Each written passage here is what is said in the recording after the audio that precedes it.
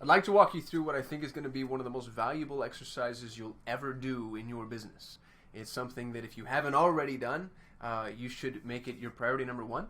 If you've already done it, it's probably time to update it, and you should do this regularly. This is creating a customer avatar. Now, you've heard the gurus and the experts and the thought leaders and the coaches and the authors and everybody talk about this probably ad nauseum.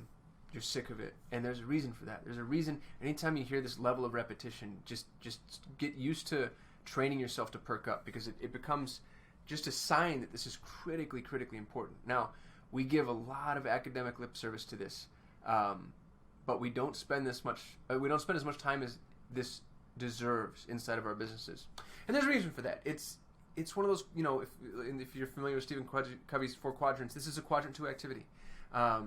And it takes, more time than sometimes we like dedicating to things that are mildly academic, and requires you to sit down, slow down, and be calm, and spend time on something that's not necessarily a money maker in the short term. But in the long term, this is going to be one of the most focused activities, one of the things that really helps you, your team, your vendors, your associates, your employees, even your clients. This is going to help everybody get really clear on who we're serving. So hopefully I've convinced you. If I haven't, then I failed miserably at life, because I really truly believe that this is one of the most important things a human being can do if they're in business. And so please give this to think. Consider this, less of a video and more of a workshop. I'd love for you to maybe follow along if you have the opportunity to do that. If not, then try to carve out some time. Put it on the calendar now. Think, like, when am I going to have 20 minutes? Which is, I think, how long the first pass should take, 20 to 30 minutes. I actually don't think you should spend any more time than that, because then you start to get a little too granular. Or maybe too myopic, actually. There's no such thing as too granular with this exercise. So try to carve out some time. I'm going to include a link to this doc in the description of this video. And it should prompt you to make a copy automatically, but if it doesn't, you won't have the ability to edit my document here. So just come up over here, say File, and make a copy. And you're going to be able to make your own copy as long as you're logged into a Google account. And this is the Customer Avatar Worksheet. This is where you're going to go to define exactly who it is that you're serving. Now, a quick aside, there's a massive difference between a target demographic and a customer avatar. A target demographic is a group of people. A customer avatar is an idealized person. It's a representation of the archetypal human that you plan on serving. You probably have more than one avatar. And in every demographic, there's a significant number of avatars. My favorite example is one that I used in my book. We were targeting naturopathic physicians. We had a marketing program specifically for naturopaths. And what we found when we did the avatar exercise is naturopathic physicians is the demographic, right? And that's the bucket. And you could say to yourself, oh, I'm targeting naturopaths. Cool, done, check. However, when we ended up walking through the exercise, based off of everything that we knew as we were getting to know all these naturopaths, there were 2 very distinct avatars. One of them was a mid-50s male who was not exceptionally excited about marketing, didn't really even necessarily believe in it, kind of missed the day of the yellow pages, was financially equipped but also very skeptical, interested in, in the next 10 to 15 years transitioning out, selling, bringing in a junior partner. And we called him Dr. Mike. Okay, so think about Dr. Mike. That's a naturopathic physician, Dr. Mike. And then there was a late 20s, early 30s, recently graduated female who was excited about digital marketing, got it, understood the power of it, the importance of it, didn't have a lot of money, but had the time to invest in creating content or helping to participate, and really wanted to grow her own practice. And that's Dr. Jenny. So now, Dr. Mike and Dr. Jenny could not be more different as people, right? Those are 2 very, very distinct avatars. And yet, they both live under the same target demographic. And hopefully that's a pretty solid articulation as to why demographics are dangerous. If you think about the demographic that you're targeting, and that's the way that you approach your marketing, you're putting yourself at a massive disadvantage, because the way you talk to Dr. Mike should be way different than the way you talk to Dr. Jenny. The things that Dr. Mike is interested in are far, way different than what Dr. Jenny is interested in. The objections, the buying questions, the budget, the approach, these are 2 entirely different customers. And there's probably more avatars than that in the world of naturopathic physicians, but those were the two buckets that we created. So what I'd like for you to do is start thinking about who is my primary avatar, and do yourself a favor. You might have 3 or 5 or 10 or 50. Just start with one. Who's the, in the Pareto 80-20 distribution, who's that 80%? For us, it was Dr. Mike. Dr. Mike was the majority of our customers, and more often than not, it's because Dr. Jenny couldn't afford it. So even though she was excited and receptive, she didn't have the budget. And so we ended up, focusing on Dr. Mike. Who's your Dr. Mike? Who's your avatar? And then what we're going to do is we're going to fall in love with this person. If you don't care for them deeply, you don't know well enough. Because if you know somebody really well, like on a root level, you're going to care for that person. That's human nature. That's empathy. Empathy is the most powerful word in the English language, and it's something that we all feel. And the more you get to know somebody, the stronger the connection to them. So what I'd like from this exercise is I'd like you to feel like you're really getting to know your customer. In some instances, if you've been in business for a really long time, this is going to be easier for you. If you haven't, then make some educated assumptions and then revise as we go along. So let's look at this worksheet a little bit. The first thing you're going to do is identify an age. Don't give me a range here. If for my Dr. Mike, I would say he's 55 years old. And the reason I want to do this is because I want this person to be very real to you. And the minute you start doing ranges, you start separating yourself from this archetypal human, and you put yourself back in target demographic mode. So pick an age and pick a gender. This is an important distinction too, because you're going to find that you typically in business it leans one way or the other. For residential realtors, for instance, it's usually the wife that's making the introductory find, or at least that was true for the organization that we were helping to house leads with residential realtors. So determine what the gender of this particular avatar is. Are they married? Or what's their marital status? Maybe they're divorced. Maybe they're engaged. Maybe they're young and about to start a family. Find out what, and you're telling a story to yourself too. So sometimes this just helps you get to know the person a little bit better. So if you're not sure, decide. Say, you know what, I think this person should be married because, and then it'll give you a better sense as to who they are. How many children do they have? Where are they geographically? Are they in the heartland or in the coasts, big cities, rural areas? Where do they live? What's their favorite saying? Is there a quote that really resonates with them? Is there a Bible verse? Is there a movie? Is there something that, that they would have if they had to get a tattoo? What would that be? What do they do for a living? This will be a little bit easier for some than others, especially for me. Targeting naturopaths, I know that they're a physician, but you might not know this, depending on your industry. If you're largely B2C, this will be something that you get to kind of have fun with. Within the industry they're in, where are they? Where do they rank? What's their job title? Are they a business owner? Are they a middle manager? Are they new? Is this an entry-level position for them? How much money do they make?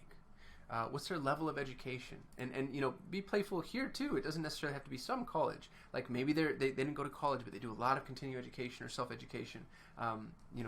Fill this in like you're building a character. You're going to play a character in a movie, and you're Daniel Day-Lewis or Meryl Streep, and you're going to go full-on deep dive into who this person is, and play the character actor game.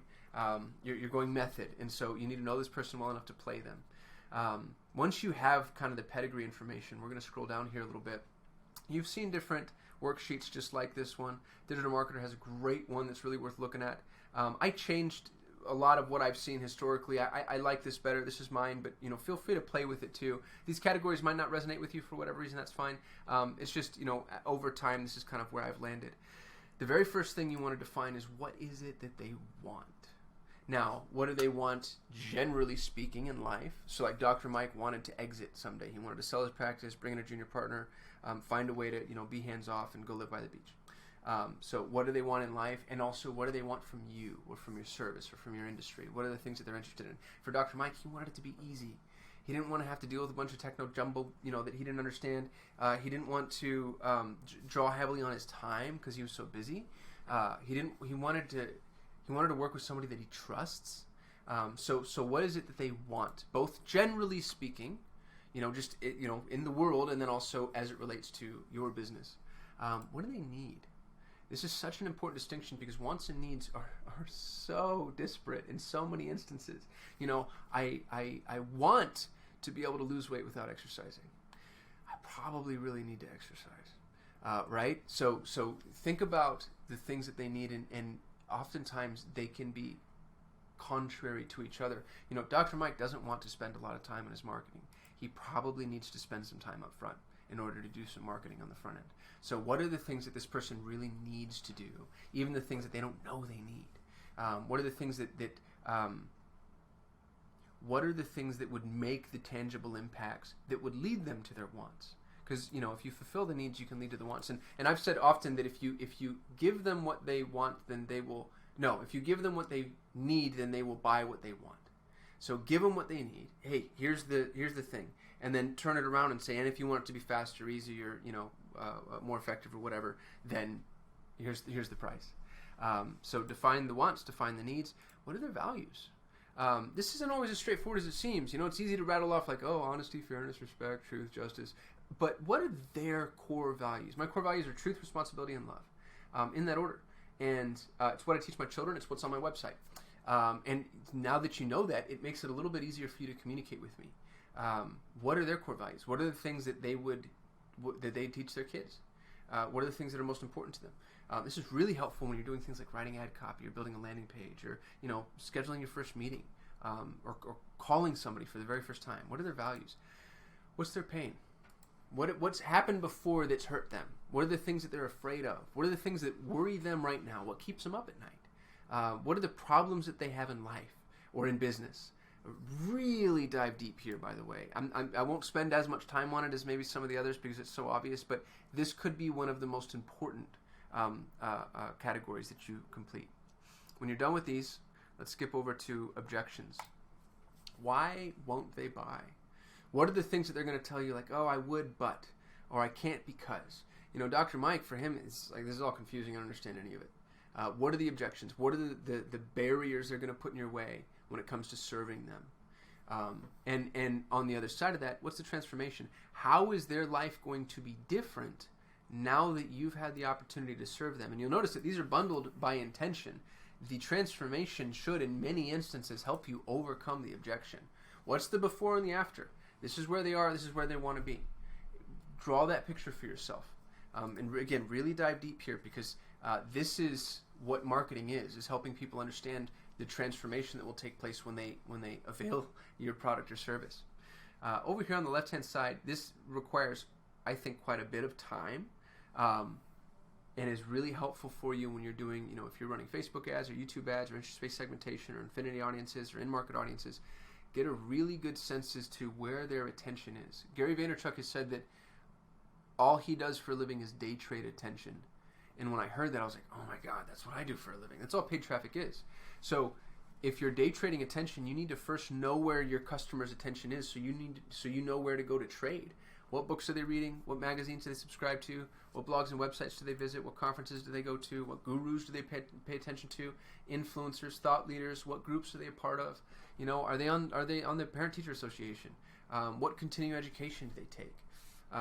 What YouTube channels are they subscribed to? Like really get a solid sense as to where their attention is, because that's what marketing is. It's putting yourself where your customer can and will pay attention to you. And if you know where they already are, you're now not going against the grain. And especially with things that the advertising networks allow us to do, like interest-based segmentation, knowing what they're interested in, this puts you heads and shoulders above somebody who's just going into market cold. So make sure to spend some time here. And incidentally, make sure to continue to revise this. This should be a living document. This is a document that you get to revisit and revise and refine as you get to know these people more and more and more. Once we have that, I want you to walk through something that is a little academic.